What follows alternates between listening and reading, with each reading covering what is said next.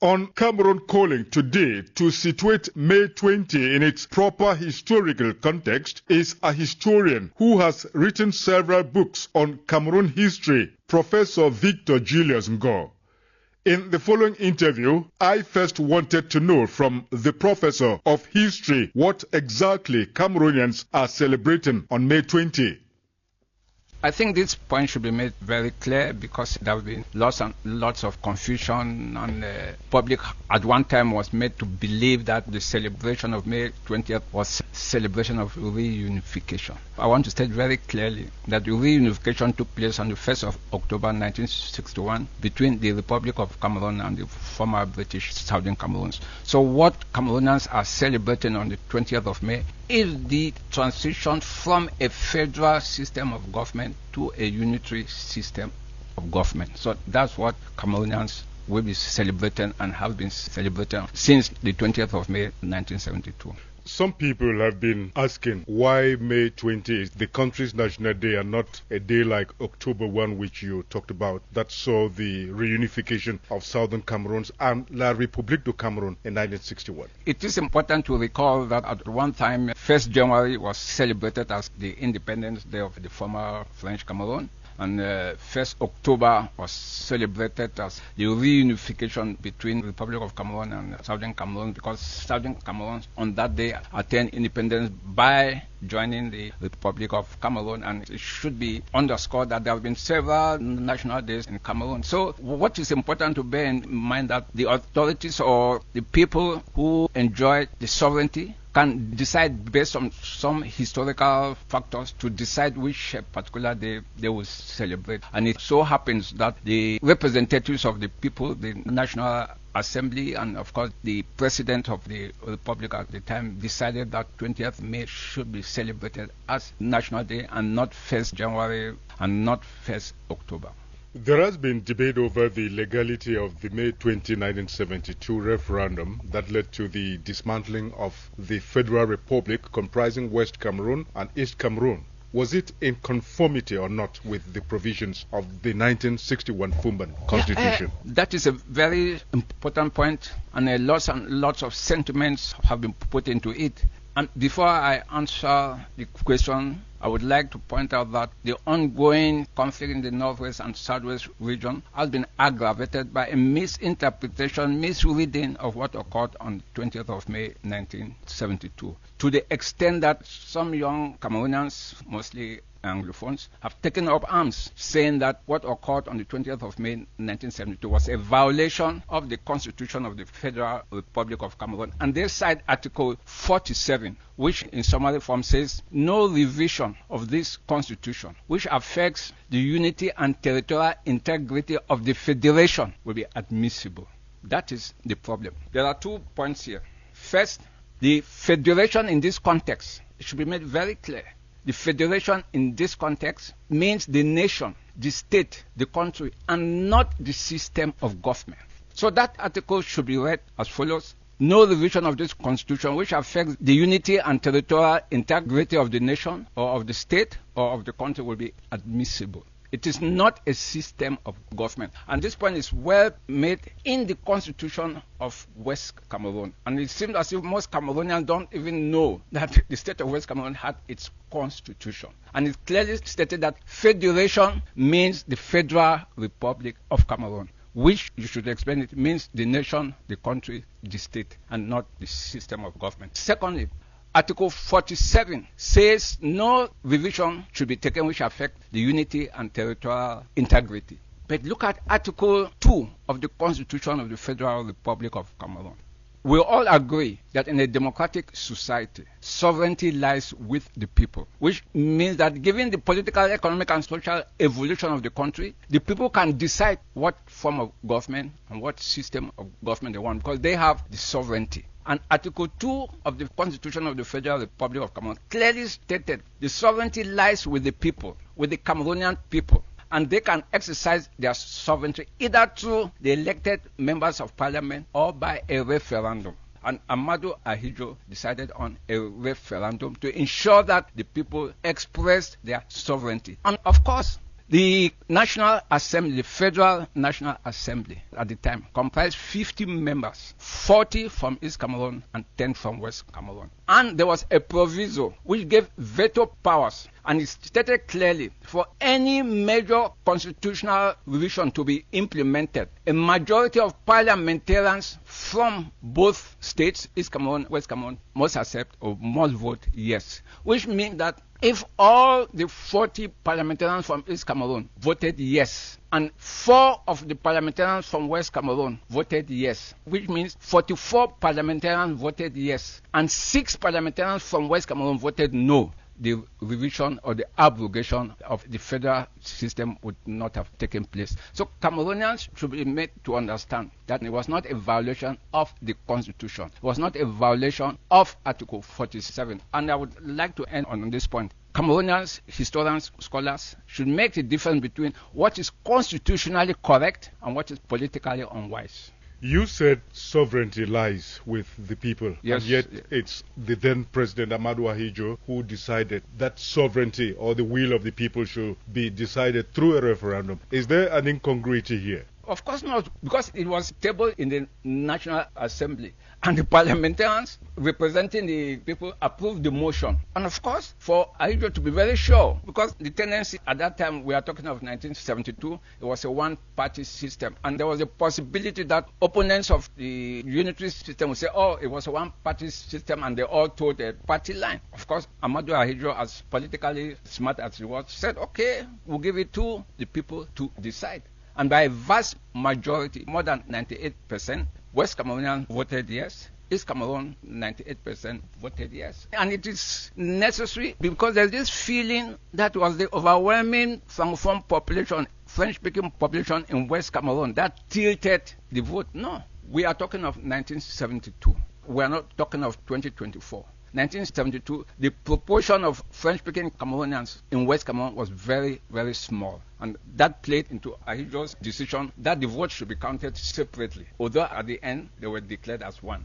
And they counted separately, it showed that West Cameroonians, in their vast majority, voted in favor of abrogating the federal system. How true are claims that the referendum was a choice between we and yes? This is one of those sentimental distortion of what occurred. And surprisingly, some educated Cameroonians believe that that's what occurred. It was between we and yes. No, there were 2 ballot papers, the white ballot paper and the black ballot paper. The white ballot paper had it in French with the question yes or no, French and English, yes or no. And the black ballot paper had it in French and English, yes or no. So it is dishonest for anybody to say there was only one Hobson choice, yes or we, no. And this comes out very clearly during the campaigns. Augustin Ngomdra explained it very well in the northern section when he said there are 2 questions, 2 ballot papers. One is black, one is white. And he went to the extent of saying white indicates cleanness, purity, and black, evil, darkness. Do you accept white or do you accept black? Do you accept darkness or do you accept evil? And of course the population said they accepted light. So Cameroonians should understand there were 2 ballot papers, black and white.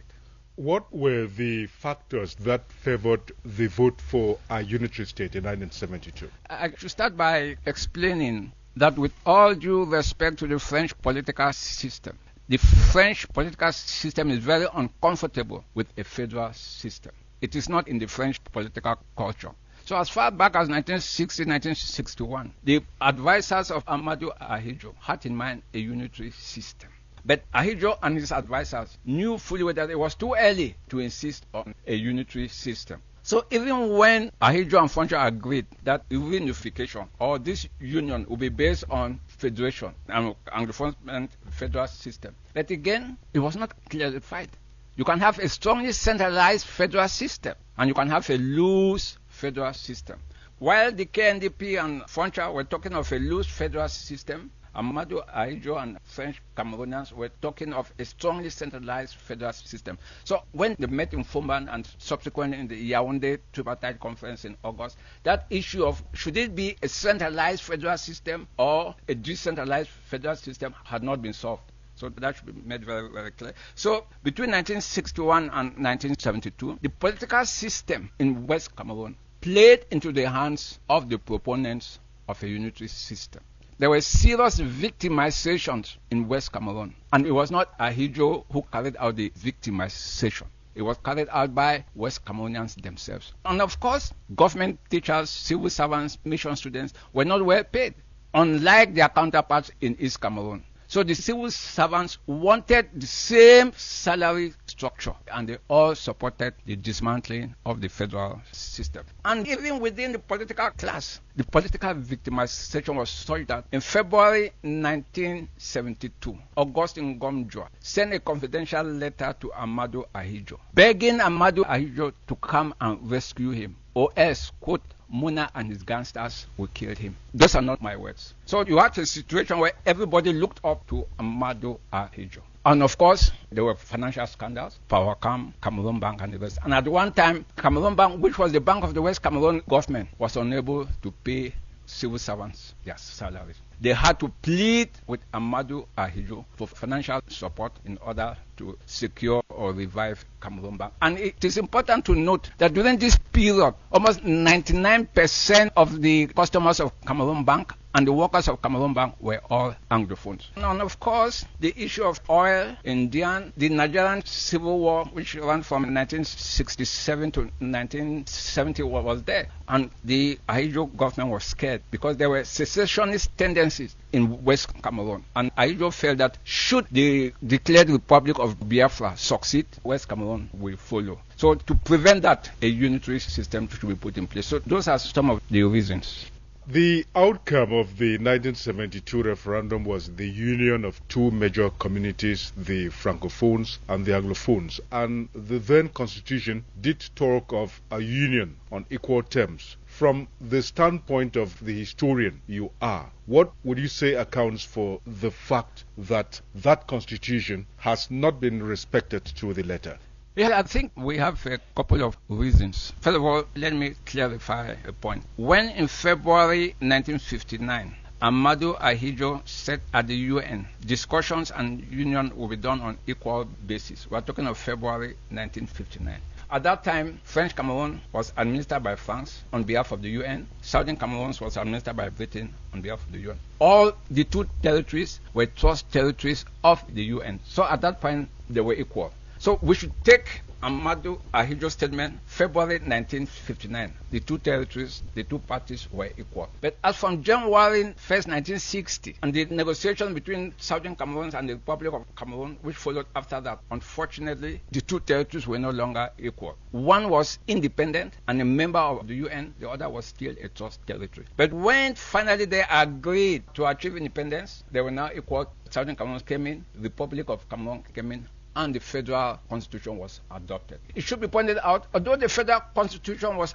adopted, and this is what most Cameroonians and politicians don't want it to be said, history is history. You don't quarrel with a messenger. He brings the news. Whether the news is good or bad, it is not his fault. The draft federal constitution, which was an amendment of the constitution of the Republic of Cameroon, was tabled in August 1961 in the National Assembly of the Republic of Cameroon. And the National Assembly of the Republic of Cameroon debated and adopted the draft federal constitution. It was never submitted in the Southern Cameroon House of Assembly for discussion and adoption. That should be made very clear. What was submitted in the Southern Cameroon House of Assembly later in September was not the draft. Amadou Ahidjo signed the draft after the National Assembly of the Republic of Cameroon had adopted it in August. Amadou Ahidjo signed it on the 1st of September 1961. So there again, that's the problem. And this point was raised at the Yaoundé tripartite conference, which ran from 2nd to the 7th of August 1961. Augustine Ngoh raised the issue. It will be necessary and important for the Southern Cameroon House of Assembly to also deliberate on this draft as what is being done in the Assembly of the Republic of Cameroon. And surprisingly, Augustine Ngoh was told in the meeting, whatever draft constitution the National Assembly of the Republic of Cameroon adopts, Southern Cameroon is bound to accept. And in the hall, none of the Southern Cameroon's delegates supported Augustine Ngoh. None. I agree very strongly that unfortunately, although the constitution was drawn up and both parties are equal, In the application, in reality, it came out that Anglophones or West Cameroonians or former Southern Cameroonians had a raw deal. First of all, the population structure was against West Cameroon. Secondly, the inability of West Cameroon politicians to put aside their individual interests in the interests of West Cameroonians was completely lacking. There's this tendency of always saying that Amadou Ahidjo should be blamed. Amadou Ahidjo deceived Foncha. In politics, what counts is the interest. And if Amadou Ahidjo was bent on defending the interests of French Cameroonians and his own interests, political interests, what prevented West Cameroonian politicians from doing the same? At the Fumban conference, there was a time when Foncha and Joa were quarreling publicly. And Bilek walked up to Ndeli and said, please let us intervene and advise them not to expose us. And Dr. EML Ndeli replied, allow them. They brought us here. That should give you an idea. And surprisingly, when on Friday, the 21st of July 1961, Southern Cameroon delegation presented their suggestions after they looked through the draft, they told Ahidjo and thanked Ahidjo for having allowed them to go through his draft. Get that very well. Thanked Ahidjo for having allowed them, which means what? They felt that they were not equal and intentionally or not exposed themselves. One would have expected that Southern Cameroon will come with its own draft, the Republic of Cameroon will come with its own draft, the two parties will sit, discuss, and finally adopt a single draft. But that was not the case. We thank you, Mr. President, for having allowed us to have a look at your draft. So these are some of the points which led to the suffering of West Cameroonians, and it should be stated clearly, this is not politics. There is an Anglophone problem, and the Anglophone problem runs through marginalization and all what we are experiencing, be it the educational system, administrative system, legal system. There is an Anglophone problem. And if you were called upon to make proposals for national unity to be strengthened, what will you be saying? First of all, Cameroonians should be made to understand the importance of national interests.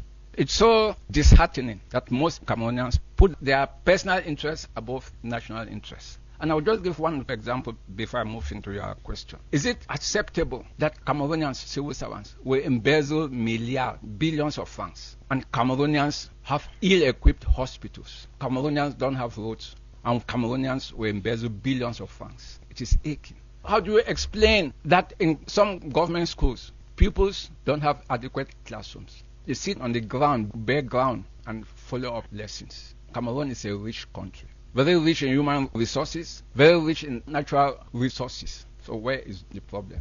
The supreme interest of the nation. Now to come back to your question.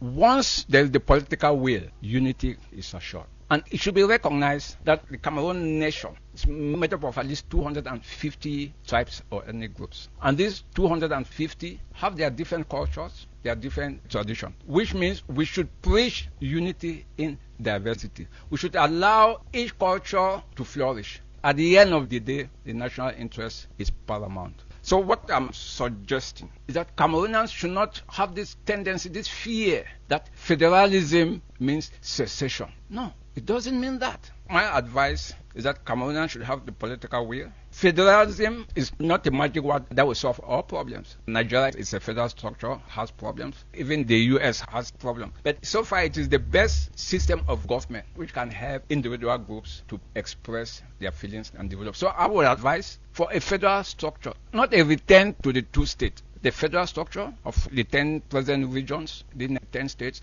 as long as the financial formula will be well spelled out, so that each state should understand that the bulk of its finances to run its activities, social, economic, whatever, will first of all come from that state or region before looking up to the federal system. So my advice is federal system should be given a try, but not a return to the two-state. Because once you are talking of a return to this two-state, because the story is self-determination, fine. Then allow each state to be on its own. And the best way out is the federal structure. Professor of History Victor Julius Ngoh on Cameroon Calling, broadcast on the CRTV radio network.